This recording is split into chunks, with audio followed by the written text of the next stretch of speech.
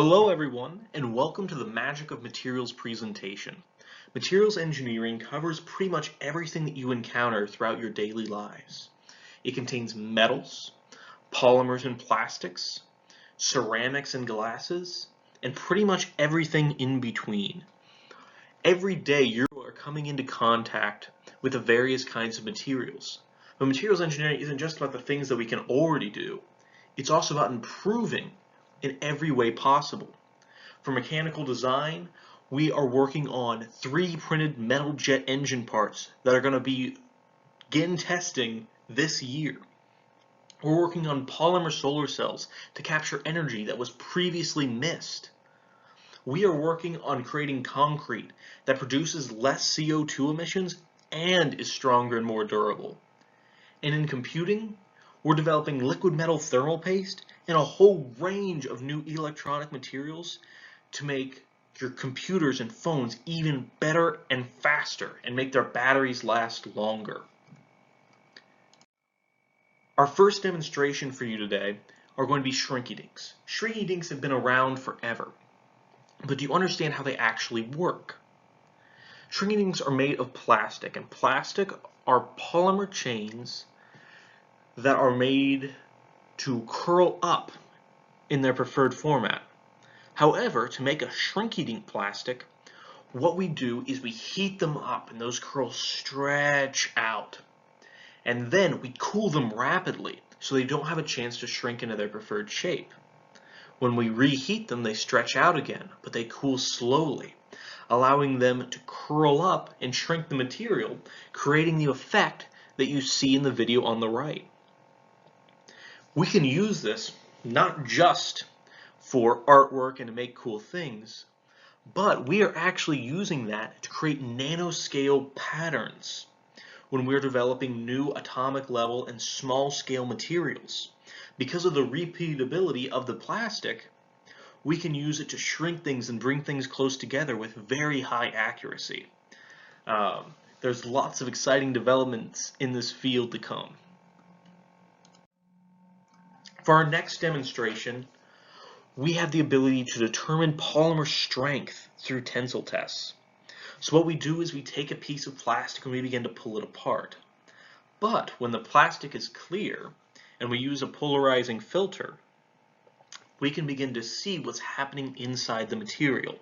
So as we stretch the polymer apart, that is going to take all those long chains that make up the plastic and begin to pull them closer and closer together. And thanks to that polarizing filter, only certain wavelengths will get through as the material is stretched out. So as the material is stretched, it acts like a second polarizing filter. And you can see that effect in this picture on the bottom. There's arcs and curves around each stress concentration. We can use this information to help verify models and maybe predict failures or find defects in samples that we wouldn't be able to detect in other ways. Our next demonstration is metallic glass, the atomic trampoline. So as you can see in the video on the right, when we drop those two metal balls, one of them is bouncing far more often and with a lot more energy. That is because it's bouncing on a plate of metallic glass. So most metals generally form crystals, which can slip and slide past one another when the impact of the ball happens, allowing it to deform easily. But for metallic glass, when we are making the metal, we super freeze it from its molten state. We don't give it time to cool. And that locks in the randomness that you can sort of see in the picture above. This means that when something hits it, there are no easy crystals to slide past one another, and a lot of the energy is transferred back into the ball, which keeps dropping. Metallic glass has a lot of unique properties. It resists corrosion very well, and it can operate in far lower temperatures than a lot of other metals. This means that it could be the key for space explorations to icy worlds like Europa. And it's being investigated by NASA right now as a potential for gearboxes, things that really need to maintain strength, but it would be too brittle if we use some of our normal materials. This next demonstration involves our shape memory metal. So what we're doing is we are taking sort of a coiled spring and we're deforming it. We're stretching it out. And typically, we wouldn't be able to get this back into the same shape. But as we add heat from our heat gun, you'll notice that the coil is beginning to reform over and over again.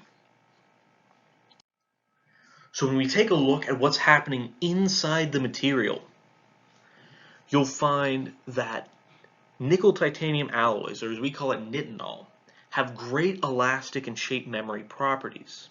What's happening is we have the standard state, which is sort of like martensite in steels, and that has a particular pattern. As we deform it, we add enough energy for it to slightly change the pattern. Now for a normal metal, it would stop there. The new deformed state is where it stays. But nitinol is special. When we add heat, we give enough energy for those atoms to jump and change patterns entirely. And when they cool, they actually go back to the original position that we put them into. Now this has a ton of interesting applications, because who wouldn't want to just simply apply a little bit of heat for when something breaks? So NASA currently uses nitinol as a lot of tires for vehicles because they don't require air and they can take damage from rocks and stones and being bounced about without suffering any risk, and they'll always come right back to where we need them. Additionally, we use them in a vast variety of ways in the medical field. For example, there's stents that can open blood vessels up that previously would have required an invasive surgery, but instead we can do it much easier by allowing the memory to expand and take its original shape. These materials are everywhere, and you'll find that material science permeates throughout your life. Thank you for watching our quick presentation about materials engineering and the various things that we can do with them. There are tons of opportunities out there for materials engineers to get involved in making the world a better place and improving pretty much everything that we interact with on a daily basis. I wanted to especially thank Material Advantage and the University of Kentucky for hosting E-Day and for helping get all these videos set up and all the places where we managed to pull together the information that we used to build this presentation.